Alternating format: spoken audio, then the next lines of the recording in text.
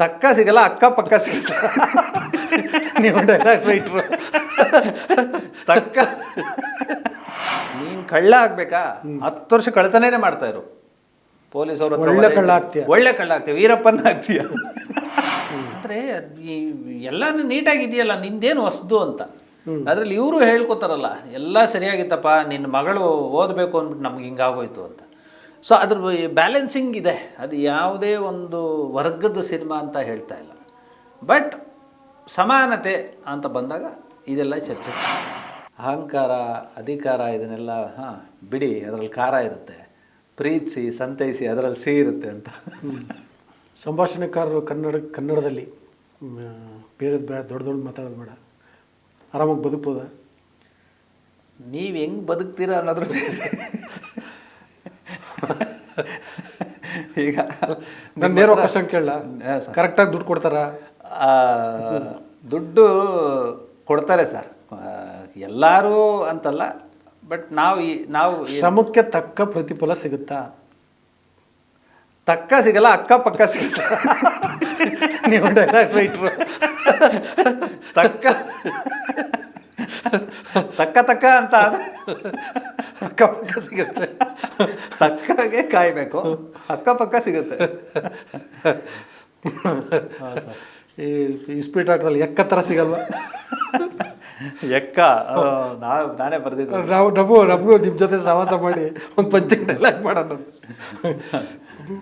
ಚೆನ್ನಾಗಿದೆ ಸರ್. ಅಂದರೆ ನಮ್ಮ ಮೇಷ್ಟ್ರು ಅಂತ ಹೇಳೋರು ಸರ್, ನೀನು ಏನಾದರೂ ಆಗು, 10 ವರ್ಷ ಆಗ್ತೀನಿ, ಅದ್ರ ಮೇಲೆ ಕೂತ್ಕೋಬೇಕು ಅಂತ.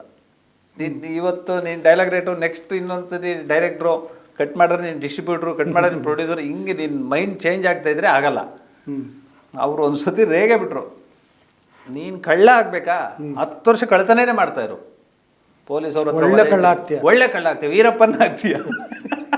ನೀನು ಇನ್ಸ್ಪೆಕ್ಟರ್, ನೀನು IPS ಆಗಬೇಕಾ, 10 ವರ್ಷ IPS ಮಾಡು, ಹಾಗೆ ಆಗ್ತೀಯ. ಅಂದರೆ ಅವ್ರು ಹೇಳಿದ್ದು ಕಳ್ಳ ಆಗೋ ಅಂತಲ್ಲ, ನಿನ್ನ ಗುರಿ ಆ ಕಡೆ ಇರಲಿ ಅಂತ.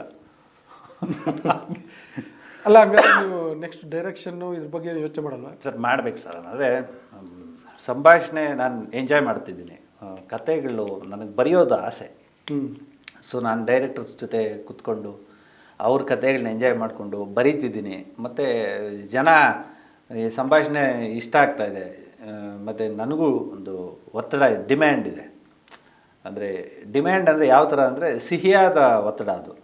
ಈಗ ಸೂರ್ಯ ಅವ್ರ ಜೊತೆ ಕೆಲಸ ಮಾಡಿದ್ದೀನಿ, ನೆಕ್ಸ್ಟ್ ಸೂರ್ಯ ಅವರು ಫೋನ್ ಮಾಡಿ ಬಂದ್ಬಿಡಿ ಮಾಡೋಣ ಅಂತ. ವಿಜಯ್ ಅವರು ಈಗ ಈ ಸಿನಿಮಾ ಆಗ್ತಾ ಇದ್ದಂಗೆ ಸಿಟಿ ಲೈಟ್ಸ್ ಅಂತ, ಅದು ಆಲ್ರೆಡಿ ಶೂಟಿಂಗ್ ಇದೆ. ಸೊ ನಾನು ಅದು ವಿನಯ್ ರಾಜ್ಕುಮಾರ್ ಹೀರೋ, ಅವರು 2ನೇ ಮಗಳು ಹೀರೋಯಿನ್, ನಮ್ಮ ವಿಜಯ್ ಅವರು 2ನೇ ಮಗಳು. ಸೊ ನನಗೆ ಅದು ಇದು ಲಿಂಕು ನಾನು ಇವಾಗ ಬರೆಯೋಕ್ಕಾಗಲ್ಲ, ನಾನು ಇದು ಅಂತ ಹೇಳೋಕ್ಕಾಗಲ್ಲ. ಸೊ ಹಂಗೆ ಚೈನು. ಅಲ್ಲ, ಈಗ ಗೊತ್ತಿಲ್ಲ ನನಗೆ, ನಿಮ್ಮ ಯಾರೋ ಗುರುಗಳು ಹೇಳಿದ್ರಲ್ಲ, ಹಂಗೆ ಸಂಭಾಷಣೆಕಾರರಾಗಿ 10 ವರ್ಷ ಇರ್ತೀನಿ, ಅದ್ಭುತವಾದ ಸಂಭಾಷಣೆಕಾರ ಆಗ್ತೀನಿ, ಆಗೋದ್ರ ಜೊತೆಗೆ 10 ವರ್ಷ ಇರ್ತೀನಿ ಅಂದರೆ ಅದು ಆಗಕ್ಕೆ 10 ವರ್ಷ ಅಂತ. ಇವಾಗ ಸಿನಿಮಾಗೆ ಸೇರ್ಕೋತೀವಿ ಅಂದರೆ ಒಂದು 10 ವರ್ಷ ಕಷ್ಟ ಇರುತ್ತೆ, ಬಟ್ ನಿಮಗೆಲ್ಲೋ ಒಂದು ಸ್ಥಾನ ಕೊಡುತ್ತೆ ಅಂತ. ಅಲ್ಲ, ನಿರ್ದೇಶನ ಯಾವಾಗ ಅಂತ ಸಾಮಾನ್ಯವಾಗಿ ಅಂದರೆ ಅಸಿಸ್ಟೆಂಟ್ ಡೈರೆಕ್ಟರ್ಗಳು, ರೈಟರ್ಸಲ್ಲಿ script writers, dialogue writers and song writers ಎಲ್ಲರೂ ಒಂದಲ್ಲ ಒಂದಿನ ನಾನು ಡೈರೆಕ್ಟರ್ ಆಗಬೇಕು ಅಂತ ಅಂದ್ಕೊಂಡಿರ್ತಾರೆ ಸಾಮಾನ್ಯವಾಗಿ. ಅದಕ್ಕೆ ಕೇಳ್ತಿದ್ದೀನಿ ಸರ್. ಇಲ್ಲಿ ಒಂದು ಅನಿಶ್ಚಿತತೆ, ಏನೋ ಒಳ್ಳೆ ಪದ ಹೇಳಿದ್ರಿ ಸರ್ ನೀವು. ಇಲ್ಲಿ ಪ್ರಿಡಿಕ್ಟಬಲ್ ಇಲ್ಲ. ನಾನು ಯಾವಾಗಲೂ ಹೇಳ್ತಿರ್ತೀನಿ, ಈಗ ಮಲಯಾಳಂ ಸಿನಿಮಾಗಳು ಹೆಂಗೆ ಅಂದರೆ ಮಲಯಾಳಂ ಹೋಟೆಲ್ ಥರ, ಏನು ಫುಡ್ ಇರುತ್ತೆ ನಮಗೂ ಗೊತ್ತಿರಲ್ಲ. ಬಟ್ ಯಾರೋ ಫ್ರೆಂಡ್ ಕರ್ಕೊಂಡು ಹೋಗಿ ಇದು ತಿನ್ನು ಅಂದರೆ ತಿಂದ್ಬಿಡ್ತೀವಿ, ಬಟ್ ಚೆನ್ನಾಗಿರುತ್ತೆ. ಮಲಯಾಳಂ ಹೋಟೆಲ್ ಥರ. ತೆಲುಗು ಸಿನಿಮಾಗಳು ಹೆಂಗೆ ಅಂದರೆ ಆಂಧ್ರ ಸ್ಟೈಲ್ ಹೋಟ್ಲ್ ಥರ, ಇಲ್ಲಿಂದನೇ ಕುತ್ಕೊಂಡು ಹೇಳ್ಬೋದು. ಒಂದು ವೈಟ್ ರೈಸ್ ಇರುತ್ತೆ, ಬಿರಿಯಾನಿ ಇರುತ್ತೆ, ಕಬಾಬ್ ಇರುತ್ತೆ, ವೆಜ್ ಅವ್ರಿಗೂ ಇರುತ್ತೆ, ಅದೇನೋ ಪಪ್ಪು ಆ ಥರದ್ದು ಇರುತ್ತೆ. ಇದು ತೆಲುಗು ಸಿನಿಮಾ. ಹಿಂದಿ ಸಿನಿಮಾಗಳು ಹೆಂಗೆ ಅಂದರೆ ನಾರ್ತ್ ಮೀರಿಸ್ತಾರೆ, ರೋಟಿ ಕೊಡ್ತಾರೆ, ಒಂದು ಏನೇನೋ ಸಬ್ಜಿ ಅದು ಇದು ಕೊಟ್ಟು, ಒಂದು ಸ್ವೀಟ್ ಇರುತ್ತೆ, ಒಂದು ಸ್ವಲ್ಪ ಪಲಾವ್ ಇರುತ್ತೆ. ಇದು ಹಿಂದಿ ಸಿನಿಮಾ. ತಮಿಳ್ ಸಿನಿಮಾಗಳು ಹೆಂಗೆ ಅಂದರೆ pongal, vada, predictable. But Kannada cinema ಹೆಂಗೆ ಅಂದರೆ ಪುದೀನ ಬಾತ್ ಇದೆಯಾ ಅಂದರೆ ಇಲ್ಲ ಟೊಮಾಟೊ ಬಾತ್ ಅಂತಾರೆ, ಉದ್ದಿನ ವಡೆ ಇದೆಯಾ ಅಂದರೆ ಮದ್ದೂರು ವಡೆ ಇದೆ ಅಂತಾರೆ. ಖಾರ ಬಾತ್ ಇದೆಯಾ ಅಂದರೆ ಇಲ್ಲ ಖಾಲಿ ಆಗೋಯ್ತು ಕೇಸರಿ ಬಾತ್ ಇದೆ ಅಂತೆ. ಏನು ತಿನ್ನಬೇಕು ಅಂತ ನಮಗೂ ಗೊತ್ತಿಲ್ಲ, ಏನು ಕೊಡಬೇಕು ಅಂತ ಅವ್ರಿಗೂ ಗೊತ್ತಿಲ್ಲ. ಬಟ್ ಚೆನ್ನಾಗಿದ್ರೆ ಮಾತ್ರ ತಿನ್ಕೊಂಡು ಇನ್ನೊಂದು ಜನನ ಕರ್ಕೊಂಡು ಹೋಗ್ತೀವಿ. ಸೊ ಅದು ಇವತ್ತಿಗೂ ಆ ಫಾರ್ಮುಲಾ ಇಲ್ಲ. ನಮ್ಮಲ್ಲಿ ಒಳ್ಳೆ ಸಿನಿಮಾ ಇದ್ದರೆ ನೋಡೇ ನೋಡ್ತಾರೆ ಸರ್, ಅದು ಯಾವುದಾದ್ರೂ ಆಗಿರಲಿ. ಬಟ್ ಇದೇ ಜಾನ್ರ ಸಿನಿಮಾ, ಇದೇ ಕಂಟೆಂಟ್ ಸಿನಿಮಾ ಅದಿಲ್ಲ, ಬರ್ತಾ ಇರುತ್ತೆ. ತಿಥಿತರ ಸಿನಿಮಾ ನೋಡ್ತೀವಿ, ಎಷ್ಟು ಅದು ಇಡೀ ದೇಶ ಕೊಂಡಾಡೋಂಥ ಸಿನಿಮಾ ನೋಡ್ತೀವಿ. ಬಟ್ ಅದಕ್ಕೊಂದು ಆಡಿಯನ್ಸ್ ಇರ್ತೀವಿ. ಒಳ್ಳೇದು ಯಾವುದೇ ಇದ್ರೂ ನಾವು ಹುಡ್ಕೊಂಡೋಗಿ ನೋಡ್ತೀವಿ, ಅದು ಯಾವುದೇ ಭಾಷೆ ಆಗಿರಲಿ. ಬಟ್ ನಮ್ಮ ಭಾಷೆಯಲ್ಲಿ ಇನ್ನೂ ಸ್ವಲ್ಪ ಪ್ರೀತಿ ಹೆಚ್ಚಾಗಿ ನೋಡ್ತೀವಿ. ಲ್ಯಾಂಡ್ ಲಾರ್ಡ್ಗೆ ಹೆಂಗೆ ಬರ್ತಾರೆ ಜನ? ಲ್ಯಾಂಡ್ ಲಾರ್ಡು ಪ್ರತಿಯೊಂದು ಮನೆಗೂ ತಲುಪಬೇಕಾಗಿರೋ ಚಿತ್ರ ಸರ್. ಅಂದರೆ ಮನೋರಂಜನೆ ನಿಮ್ಗೆ ಯಾವ ಥರದ್ದು ಬೇಕಾದ್ರೂ ಸಿಕ್ಬಿಡುತ್ತೆ. ಇವತ್ತು ಮೊಬೈಲ್ ಇಟ್ಕೊಂಡ್ರೆ ಟಕ್ಕಂತ ಒಂದು ರೀಲ್ಸಲ್ಲಿ ಯಾರೋ ಒಬ್ರು ಖುಷಿ ಪಡಿಸ್ಬಿಡ್ತಾರೆ, ಯಾವುದೋ ಒಂದು ಎಮೋಷನ್ ಸೀನ್ ನೋಡ್ಬಿಡ್ತೀವಿ. ಬಟ್ ನಿಮ್ಗೆ ಲ್ಯಾಂಡ್ ಲಾರ್ಡ್ ನೋಡಬೇಕು ಅಂದರೆ ನಿಮ್ಗೆ ಆ ಸಿನಿಮಾನೇ ನೋಡಬೇಕು. ಏಕೆಂದರೆ ಅದರಲ್ಲಿ ಘನವಾದ ವಿಷಯಗಳಿದ್ದಾವೆ. ನಾವು ನಮ್ಮ ಹಿರಿಕರು ಅನುಭವಿಸಿರುವಂಥ ಏನು ನೋವುಗಳಿದೆ, ಇಲ್ಲ ಅವರು ಬಿದ್ದಂತಹ ಬಾಧೆ ಇದೆ. ನಾನು ಹೇಳ್ತಾ ಇರೋದು ಬರೀ ಅನುಭವಿಸಿರೋರ್ದಲ್ಲ. ಈಗ ಹಂಗೆ ಸಣ್ಣದಣಿ ಅಂದರೆ ಅವರು ಜನಾಂಗನೂ ನಮ್ಮ ಪರಂಪರೆ ಹಂಗಿದೆಯಾ ಅಂದರೆ ಅದರಲ್ಲಿ ಒಂದು ಡೈಲಾಗ್ ಇದೆ, ನಿಂದು ಏನೇ ಸಂವಿಧಾನ ಬಂದು 50-70 ವರ್ಷ ಆಗಿರ್ಬೋದು ಕಣ, ನಮ್ಮ ತಲೆಮಾರು 100 ವರ್ಷ 1000 ವರ್ಷದ್ದು ಅಂತ. ಆದರೆ ಹೌದಲ್ವ, ಅವ್ರದ್ದೊಂದು ತಲೆಮಾರು ಇರುತ್ತಲ್ವ, ಅದು ಸೀನಿಯರಿಟಿ ಅಲ್ವಾ. ಸೊ ಎಲ್ಲರೂ ಸಣ್ಣದಣಿ ಕಡೆಯವರು ನೋಡಬೇಕು, ರಾಚೈನ್ ಕಡೆಯವರು. ಅಲ್ಲ, ಆ್ಯಕ್ಚುಲಾಗಿ ಇನ್ನೂ ಒಂದಿದೆ, ಸಣ್ಣದನಿಗೂ ಬೇರೆ ಬೇರೆ ಥರದ ಪ್ರೆಷರ್ಗಳಿರ್ತವೆ. ಹೌದು, ಆ ಅಣ್ಣ ತಮ್ಮಂದ್ರ ಜೊತೆಗೆ ಇನ್ನೊಂದು ಇರ್ತದೆ. ಅಲ್ಲ, ಬಟ್ ಅದಕ್ಕೆ ಹೊರ್ತು ಅದು ಬಿಡಿ, ಮುಖ್ಯ ಕತೆ ರಾಚಯ್ಯನ ಕತೆ. ಹೌದು ಅಲ್ವಾ? ರಾಚಯ್ಯನ ನೋವು, ಸೊ ಅವನು ಬಿಕ್ಕಳಿಕೆ, ಅದು ತಾನೇ ಇಂಪಾರ್ಟೆಂಟ್. ಹೌದು, ಅದು ಜನಕ್ಕೆ ರೀಚ್ ಆಗಲಿಕ್ಕೆ ಅಂದರೆ ಏನು ಜನ ನನ್ನ ಪ್ರಕಾರ ನೀವೇನು ನಿರೀಕ್ಷೆ ಇಟ್ಕೊಂಡಿದ್ರೆ ಅಷ್ಟು ಮಟ್ಟಿಗೆ ರೀಚ್ ಆಗಿಲ್ಲ ಅಂತ ಅನಿಸುತ್ತೆ. ಅದಕ್ಕೆ ಕೇಳ್ತಿದ್ದೀನಿ ನಾನು. ಇಲ್ಲ ಸರ್, ಈಗ ಎಲ್ಲ ಸಿನಿಮಾಗಳೂ ಒಂದೇ ದಾಟಿಯಲ್ಲಿ ಹೋಗಬೇಕು ಅಂತೇನಿಲ್ಲ. ಇದು ಸ್ಲೋ ಪೇಸಲ್ಲಿ ತೊಗೊಂಡಿದೆ, ಮತ್ತು ಅಂಟ್ಕೊತಾ ಇದೆ ಎಲ್ಲ ಕಡೆ. ಸೋಷಿಯಲ್ ಮೀಡಿಯಾದಲ್ಲಿ ಮತ್ತೊಂದು ಕಡೆ, ಮತ್ತು ನಮಗೆ ಫೋನ್ಗಳು ಮಾಡ್ತಿರ್ತಾರೆ, ಬರೀ ನಾವು ಟೀಮಲ್ಲಿದ್ದೀವಿ ಅಂತಲ್ಲ, ಮತ್ತು ನಮ್ಮ ಸ್ನೇಹಿತರ ವಲಯದಲ್ಲೂ ಕೇಳ್ತಿದ್ದಾರೆ, ಇಲ್ಲ ಏನೋ ಸೌಂಡ್ ಆಗ್ತಾಯಿದೆ ಸಿನಿಮಾ.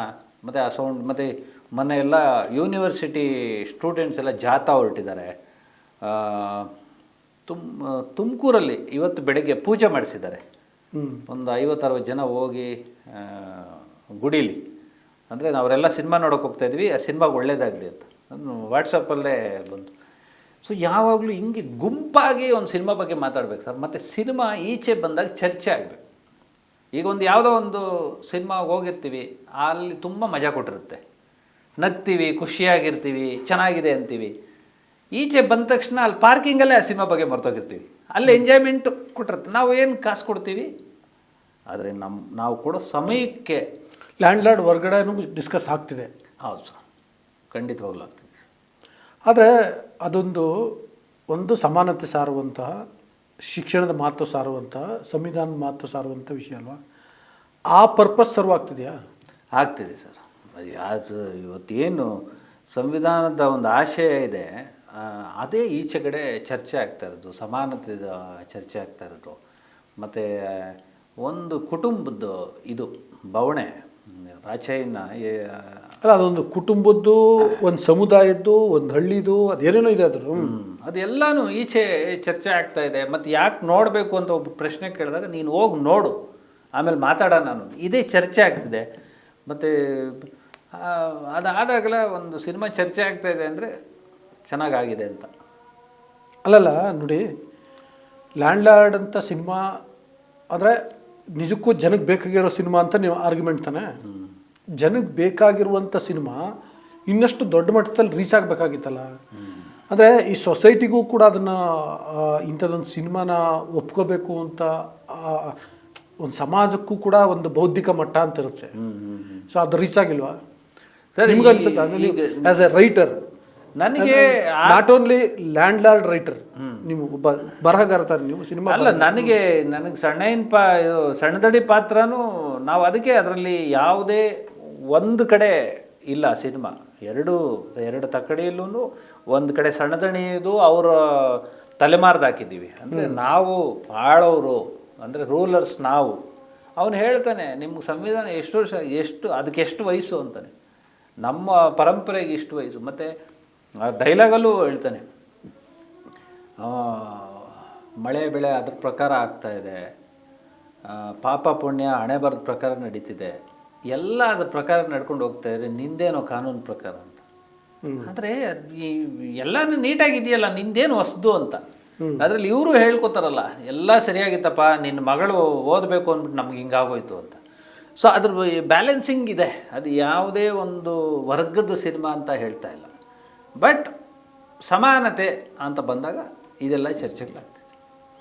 ನಿಮಗೆ ಪರ್ಟಿಕ್ಯುಲರ್ ಆಗಿ ಈ ಐಡಿಯಾಲಜಿಕಲಿಗೆ ಸಂಬಂಧಪಟ್ಟಂಗೆ ಅಂದರೆ ಈ ಸಮಾನತೆ ಬಗ್ಗೆ ಏನು ನೀವು ಯಾಕೆ ಈ ಥರ ಬರೆದ್ರಿ, ಯಾಕೆ ಈ ಥರ ಸಿನಿಮಾನ ಚೂಸ್ ಮಾಡಿಕೊಂಡ್ರಿ, ಅಲ್ಲ ನಿಮ್ಮ ಫ್ರೆಂಡ್ಸು ಅಥವಾ ಮೇಲ್ವರ್ಗದವರು ಇನ್ನೊಂದು ಈ ಥರದ ಮಾತುಗಳು ಕೇಳಿಬರ್ತಿದ್ವಾ ಹಿಂಗೆ?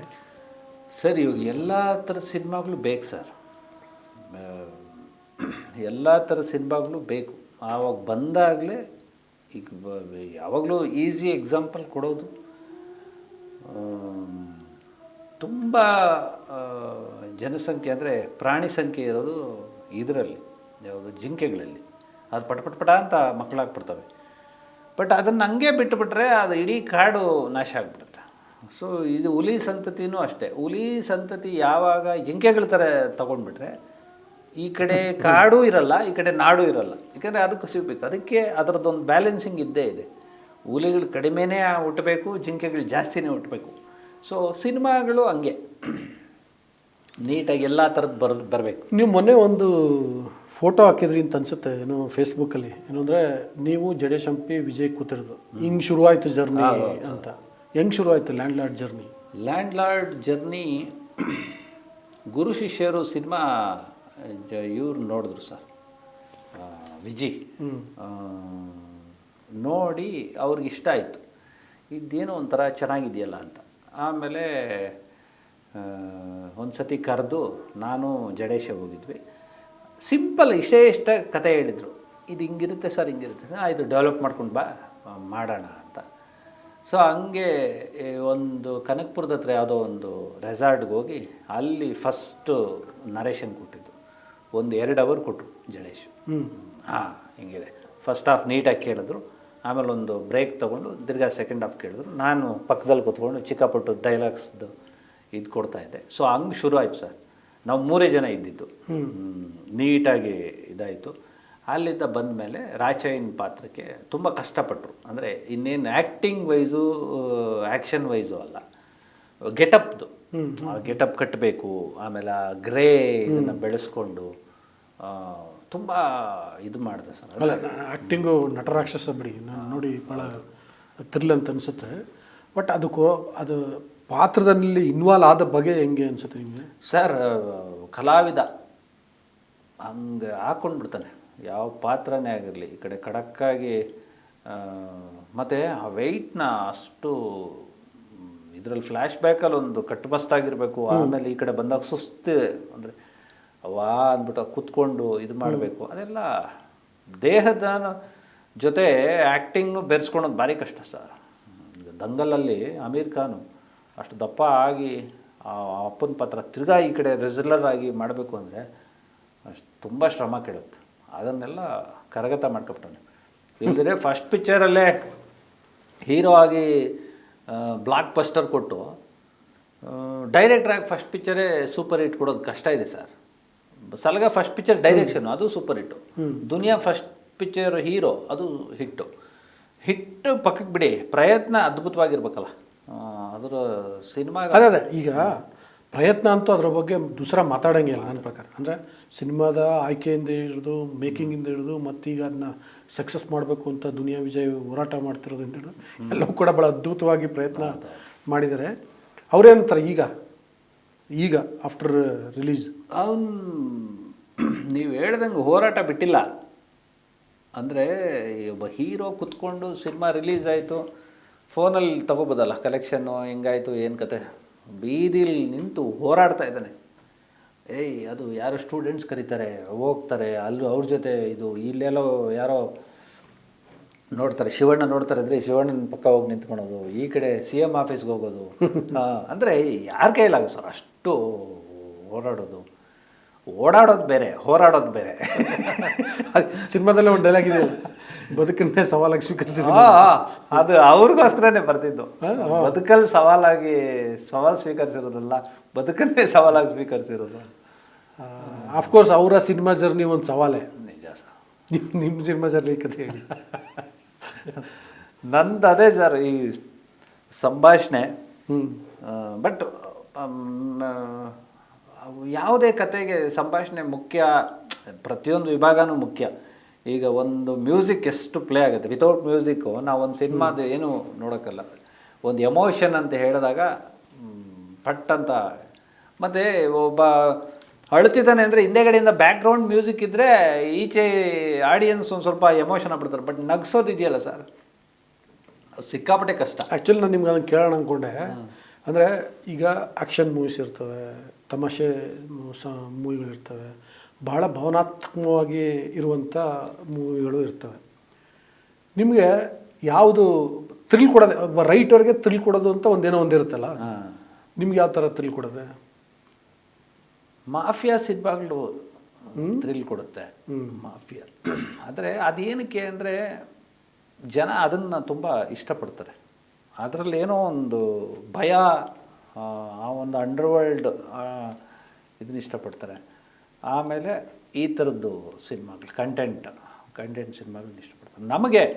ನನಗೆ ಬೇಸಿಕಲಿ ತುಂಬ ಫನ್ ಇರ್ಬೇಕು ಸರ್. ಅಯೋಗ್ಯ ಸಿನಿಮಾ ಬರೆದಿದ್ದೆ. ಅಲ್ಲ, ಆ ಟೈಟಲಲ್ಲೇ ಫನ್ ಇದೆ. ಅದರಲ್ಲಿ ಆಟ ಆಡ್ಕೊಂಡು ಬರ್ದಂಥ ಸಂಭಾಷಣೆ. ಅದೇ ಫನ್ ಅಲ್ವಾ, ಏನು ಸ್ವಲ್ಪ ಲಾಜಿಕ್ ಇರಲ್ಲ. ಅದರಲ್ಲಿ ಒಂದು ಒಳ್ಳೆ ಡೈಲಾಗ್ ಇಷ್ಟ ಆಯ್ತು ನನಗೆ. ಅದೇನದು, ಅಹಂಕಾರ ಅಧಿಕಾರ ಇದನ್ನೆಲ್ಲ ಬಿಡಿ, ಅದರಲ್ಲಿ ಖಾರ ಇರುತ್ತೆ, ಪ್ರೀತಿಸಿ ಸಂತೈಸಿ ಅದರಲ್ಲಿ ಸಿಹಿ ಇರುತ್ತೆ ಅಂತ. ಸೊ ಆ ಥರದ್ದು ಈಗ ಅಯೋಗ್ಯ 2 ರೆಡಿ ಆಗ್ತಾ ಇದೆ, ನೀನಾಸಂ ಸತೀಶ್ ಅವ್ರದ್ದು. ಅಂದರೆ ಅದು ಚೆನ್ನಾಗಾಯಿತು ಅಂತ. ರಚಿತಾರಾಮು ಲೀಡ್ ಮಾಡಿದ್ದಾರೆ. ಲ್ಯಾಂಡ್ಲಾರ್ಡಲ್ಲಿ ರಚಿತಾರಾಮ್ ಪಾತ್ರದ ಬಗ್ಗೆ ಏನು ಹೇಳ್ತೀರಿ? ಏನು ಆ ಮೋಲ್ಡ್ ಆಗ್ತಾರೆ ಸರ್ ಅವರು ಅಂತ. ಗ್ಲಾಮರಸ್ ಡಿಂಪಲ್ ಕ್ವೀನ್ ಅಂತ ಅನ್ನಿಸ್ಕೊಳ್ಳೋ ಇದು ಹೀರೋಯಿನ್ನು ಏಕ್ದಮ್ ಈ ಪಾತ್ರಕ್ಕೆ ಫಿಟ್ ಆಗಿದಾರಲ್ಲ. ಅಂದರೆ ಅವ್ರ ಜೊತೆ ಕುತ್ಕೊಂಡು ಜಡೇಶ್ ಅವ್ರ ಜೊತೆ ನಾನು ಮಾಡ್ತೀನಿ ಈ ಪಾತ್ರ, ಅವರು ಕೇಳ್ಬೋದಾ ಇದೆ ಏನಕ್ಕೆ ಇಷ್ಟು ಡಿಗ್ಲಾಮ್ ಇರುತ್ತಾ, ಬಟ್ ಇಷ್ಟೆಲ್ಲ ನೈಟ್ ಶೂಟ್ಗಳು ಬೇಡ ಅಂತ ಹೇಳ್ಬೋದು. ಬಟ್ ಅವ್ರಿಗೆ ತುಂಬ ಇಷ್ಟಪಟ್ಟು ಮಾಡಿದ್ರು ಆ ಪಾತ್ರನ. ಅವ್ರಿಗೆ ಬರ್ತ್ಡೇ ದಿನ ಅವ್ರಿಗೊಂದು ಸ್ಪೆಷಲ್ ಟೀಸರ್ ಥರ ಮಾಡಿ ಅದರಲ್ಲೇ ಬಂದಿದ್ದು. ಅದು ದ್ಯಾವ್ರೇ ಆಯ್ದ ಹಿಡ್ಕೊಂಡು ನಿಂತವನೇ ಕಾಪಾಡ. ಆ್ಯಕ್ಚುಲಿ ಸಿನಿಮಾ ನೋಡ್ತಾ ನೋಡ್ತಾ ಅನ್ನಿಸ್ತು ಡಿ ಗ್ಲಾಮರ್ ಬೇಕಿತ್ತೇನೋ ಅಂತ. ಆಮೇಲೆ ಅನ್ನಿಸ್ತು ಈಗ ಒಬ್ಬ ಏನು ಸಣ್ಣ ಜಾತಿಯ ಸಣ್ಣ ಸಮುದಾಯದ ಮಹಿಳೆ ಅಥವಾ ಬಡ ಮಹಿಳೆ ಯಾಕೆ ಚೆನ್ನಾಗಿರ್ಬಾರ್ದ, ಅಂದರೆ ಬೆಳ್ಳಿಗೆ ಇರಬಾರ್ದ, ಆ ಥರ ಇರಬಾರ್ದ ಅಂತಲೂ ಅನ್ನಿಸ್ತು. ನಿಮಗೆ ಅನಿಸುತ್ತೆ? ಕೋಲಾರ ಬ್ಯಾಕ್ ಡ್ರಾಪ್ ಅಂದಾಗ ಒಂದು ಸ್ವಲ್ಪ ಬಿಸಿಲು ಜಾಸ್ತಿ, ಬಯಲ್ಸೀಮೆಯಲ್ಲಿ ನಾವೇ ಇವಾಗ ಹಸು ಮೇಯ್ಸಕ್ಕೆ ಹೋಗ್ತಾ ಇದ್ವಲ್ಲ ಚಿಕ್ಕ ವಯಸ್ಸಲ್ಲಿ. ನಾವು ಇಲ್ಲೆಲ್ಲೋ ಟೌನಿಂದ ಹೋಗಿರ್ತಾ ಇದ್ವಿ, ಬೇಸಿಗೆ ರಜೆಗೆ ಹೋಗಿ ಕಪ್ಪಗಾಗಿ ಬಂದ್ಬಿಡ್ತಾ ಇದ್ವಿ. ಅದೇ ಡಿಗ್ಲಾಮ್ ಏನಲ್ಲ, ಬಿಸಿಲಲ್ಲಿ ಅಲ್ಲ. ನನಗೆ ಫಸ್ಟ್ ಒಂದು ಥಾಟ್ ಹಂಗೆ ಬಂದಿದ್ದು ನಿಜ ಸಿನಿಮಾ ನೋಡ್ತಾ ಇರ್ಬೇಕಾರೆ. ಆಮೇಲೆ ಅನ್ನಿಸ್ತು ಯಾಕೆ ಹೌದು ಅಂಥವ್ರು ಒಬ್ರು ಇರ್ತಾರೆ ಎಲ್ಲ ಸಮುದಾಯದಲ್ಲಿ, ಎಲ್ಲ ಕಡೆ ಕಪ್ಗಿರೋರು ಇರ್ತಾರೆ, ದಪ್ಪಗಿರೋರು ಇರ್ತಾರೆ, ಕುಳ್ಗಿರೋರು ಇರ್ತಾರೆ, ಎಲ್ಲ ಕಡೆನೂ ಇರ್ತಾರಲ್ವ ಅಂತ ಅಲ್ಲ. ಹೌದು, ಅದು ಡೈರೆಕ್ಟ್ರ್ ಒಂದು ಸ್ವಲ್ಪ ಡಿಗ್ಲಾಮ್ ಅಂತ ಹೇಳಿದೆ. ಇವರು ಸಿನಿಮಾಟೋಗ್ರಫಿಗೆ ನಮ್ಮ ಸ್ವಾಮಿ ಅವ್ರು ಮಾಡಿರೋ ಆ ಒಂದು ಲೈಟಿಂಗ್ಗೆ ಆ ಒಂದು ಇದು ಎಷ್ಟೋ ನೈಟ್ ಶೂಟ್ಸ್ ಎಲ್ಲ ಆ ಬೆಂಕಿದು ಹೆಂಗೆ ತೆಗ್ದವ್ರು ಸರ್, ಸಿಕ್ಕಾಪಟ್ಟೆ ಇದು. ಅದೆಲ್ಲ ನ್ಯಾಚುರಲ್ ಆಗಿ ಶೂಟ್ ಮಾಡಿರೋದು. ಭಾಳ ರಿಸ್ಕಿ ಅನ್ಸುತ್ತೆ. ರಿಸ್ಕಿ, ಯಾಕಂದರೆ ಬೆಂಕಿ ಜೊತೆ ಸಿಕ್ಕಾಪಟ್ಟೆ ಟಫ್ ಸರ್ ಅದು. ಅಷ್ಟು ದೊಡ್ಡ ಸಿನಿಮಾ. ಫೈರ್ ಇಂಜಿನ್ ಅವ್ರಿಗೆ ಜೊತೆಗೆ ಇಟ್ಕೊಂಡೇ ಇರಬೇಕಲ್ಲ, ಅದೆಲ್ಲ ಸೇಫ್ಟಿ ಮೆಜರ್ಸ್ ಇಟ್ಕೊಂಡಿರ್ತೀವಿ ಸರ್. ಯಾಕೆಂದರೆ ಯಾವ ಟೈಮ್ ಏನು ಅಂತ ಹೇಳಕ್ಕೆ ಸೇಫ್ಟಿ ಮುಖ್ಯ. ಮತ್ತು ಲ್ಯಾಂಡ್ಲಾರ್ಡ್ ನಂತರ ಸರ್, ಲ್ಯಾಂಡ್ಲಾರ್ಡ್ ನಂತರ ಈಗ ನೆಕ್ಸ್ಟ್ ಮಂತ್ JC ಅಂತ ರಿಲೀಸ್ ಆಗ್ತಾಯಿದೆ. ಡಾಲಿ ಧನಂಜಯ ಅವ್ರ ಪ್ರೊಡ್ಯೂಸರು, ಜುಡಿಷಿಯಲ್ ಕಸ್ಟಡಿ. ಅದು ನಿಮಗೆ ಚೆನ್ನಾಗಿ ಗೊತ್ತಿರುತ್ತೆ. JC ಅಂತ ಮಾಡ್ತಿದ್ದೀನಿ. ಪ್ರಖ್ಯಾತ ಹೀರೋ, ಹೊಸಬಾ ಡೈರೆಕ್ಟ್ರು ಚೇತನ್ ಅಂತ. ಒಂದು ಇಂಪ್ರೆಸ್ ಮೂಡಿಸ್ತಾರೆ ಸರ್. ಯಾಕಂದರೆ ಇಡೀ ಸಿನಿಮಾ ಜೈಲು ಒಳಗಡೆ ಸೂಕ್ಷ್ಮಗಳ ಬಗ್ಗೆ ಮಾಡಿರೋದು. Okay okay okay. ತುಂಬ ಚೆನ್ನಾಗಿದೆ ಈ ಥರ ಎಲ್ಲ ಅಂದರೆ ಈ ಥರದ ಡಿಫ್ರೆಂಟ್ ಆದ ಸಬ್ಜೆಕ್ಟು ಈಗ ಅವಾಗ ಯಾವುದೋ ಹೇಳ್ತಿರಲ್ಲ 18 ಗಂಟೆ ನಿದ್ದೆ ಮಾಡ್ತಾನೆ ಆ ಕ್ಯಾರೆಕ್ಟರ್ ಅಂದಾಗ ನೀವು ಆ ಡಿಸೀಸ್ ಬಗ್ಗೆ ಸ್ಟಡಿ ಮಾಡಬೇಕು, ಅವನ ಆ ಬಿಹೇವಿಯರ್ ಬಗ್ಗೆ ಸ್ಟಡಿ ಮಾಡಬೇಕು. ಇದೆಲ್ಲ ಜಾಸ್ತಿ ಟೈಮ್ ಬೇಕಾಗಲ್ಲ. ನೀವು ಅವಾಗ ಹೇಳಿದ್ರೆ 6 ತಿಂಗಳಲ್ಲಿ ಮುಗಿಸ್ತೆ ಇದು ಅಂತ. ಅಂದರೆ ಡೈರೆಕ್ಟರ್ ಜೊತೆ ಇಂಟ್ರ್ಯಾಕ್ಷನಲ್ಲಿ ಇರ್ತೀವಿ ಸರ್. ಒಂದು ಕ್ಯಾರೆಕ್ಟರ್ ಡೌಟ್ ಇದ್ದರೆ ಕೇಳ್ಕೊಂಬಿಡ್ತೀವಿ, ಇದೇನು ಇದರಲ್ಲಿ ಹಿಂಗಿದೆ ಅಂತ ಒಂದು ಡಿಸ್ಕಷನ್ ಅಂತೂ ಆಗುತ್ತೆ. ಆವಾಗ ಅವ್ರು ಹೇಳ್ತಾರೆ ನೀವು ಅದ್ರ ಬಗ್ಗೆ ತಲೆ ಕೆಡಿಸ್ಕೊಬೇಡಿ, ಈ ಪಾತ್ರದ ಬಗ್ಗೆ ಸ್ವಲ್ಪ ಹೈಪ್ ಮಾಡಿ ಅಂತ. ಓಕೆ, ಲ್ಯಾಂಡ್ ಲಾರ್ಡ್ ದುನಿಯಾ ಜೊತೆ ನೆಕ್ಸ್ಟ್ ಏನು ಪ್ಲ್ಯಾನು? ಸಿಟಿ ಲೈಟ್ಸ್ ಅವ್ರ direction, Vinay Rajkumar hero. Okay okay okay. ಅವಾಗ ಹೇಳಿದ್ರಿ ದುನಿಯಾ ವಿಜಯ್ ಡೈರೆಕ್ಷನ್ ಅದು. ಹೌದು, ತುಂಬ ಚೆನ್ನಾಗಿ ಬಂದಿದೆ ಅಂತ ನಾನು ನೋಡಿದ್ದೀನಿ. ಫಸ್ಟ್ ಹಾಫು ತುಂಬ ಚೆನ್ನಾಗಿ ಬಂದಿದೆ. ಸಿಟಿ ಲೈಟ್ಸ್ ಆಲ್ರೆಡಿ ಶೂಟಿಂಗು ಒಂದು 80% ಆಯ್ತು ಸರ್. Oh fine. ಸ್ವಲ್ಪ ಪ್ಯಾಚ್ ವರ್ಕ್ ಥರ ಇದೆ ಕ್ಲೈಮ್ಯಾಕ್ಸು, ಅದು ಮಾಡಿಕೊಂಡ್ರೆ all the best. Thank you sir. Land lord ಸಿನಿಮಾಕ್ಕೂ ನಿಮ್ಮ ಸಿನಿ ಜರ್ನಿಗೂ ಸಿಟಿ ಲೈಟ್ಸ್ಗೆ ಎಲ್ಲದಕ್ಕೂ all the best. Thank you so much. ವೀಕ್ಷಕರ, ಇಷ್ಟೊತ್ತು ಮಾಸ್ತಿಯವರು ಭಾಳ ಡೀಟೇಲ್ ಆಗಿ ಲ್ಯಾಂಡ್ ಲಾರ್ಡ್ ಬಗ್ಗೆ ಮತ್ತು ಅವರ ಸಿನಿ ಜರ್ನಿ ಬಗ್ಗೆ ಹೇಳಿದ್ದಾರೆ. ವಿಡಿಯೋ ನಿಮಗೆ ಇಷ್ಟ ಆಗುತ್ತೆ ಅನ್ನುವಂಥ ವಿಶ್ವಾಸ ನಂದು. ಅದಕ್ಕೋಸ್ಕರ ರಿಕ್ವೆಸ್ಟ್ ಮಾಡ್ತೀನಿ, ನೀವಿನ್ನೂ ವಾರ್ತಾಭಾರತಿಯನ್ನು ಸಬ್ಸ್ಕ್ರೈಬ್ ಮಾಡಿಲ್ಲ ಅಂದರೆ ದಯವಿಟ್ಟು ಸಬ್ಸ್ಕ್ರೈಬ್ ಮಾಡಿ. ಹಾಗೆಯೇ ಈ ವಿಡಿಯೋ ಬಗ್ಗೆ ನಿಮ್ಮ ಅಭಿಪ್ರಾಯ ಏನು ಅಂತ ಕಮೆಂಟ್ ಬಾಕ್ಸಲ್ಲಿ ತಿಳಿಸಿ. ವಿಡಿಯೋನ ಶೇರ್ ಮಾಡಿ, ಬೆಲ್ ಬಟನ್ ಪ್ರೆಸ್ ಮಾಡಿ. Thank you.